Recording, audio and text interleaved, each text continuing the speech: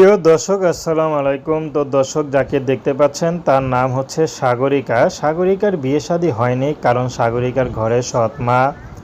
তো সাগরিকা একটা ইয়াং মেয়ে, এই বয়সে সবাই স্বামী সংসার করে, কিন্তু সাগরিকা করতে পারছে না, কারণ সৎ মা যৌতুকের জন্য সাগরিকার বিয়ের নামেই নেয় না। কিন্তু সাগরিকার বয়স চলে যাচ্ছে, তো সময় থাকতে বিয়ে না হলে পরে আর কেউ বিয়ে করবে না। তো সাগরিকা চাচ্ছে যদি ভালো একটা জীবনসঙ্গী পায় তাহলে বিয়ে শাদী করবে, সে যেমনই হোক না কেন, কারণ সাগরিকা পড়াশোনা করতে পারেনি, অভাবের সংসার।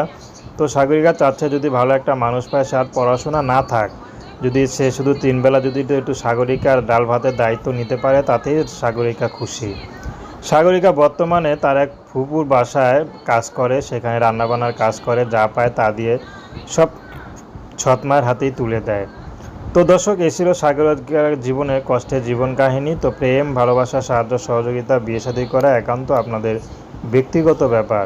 আসসালামু আলাইকুম।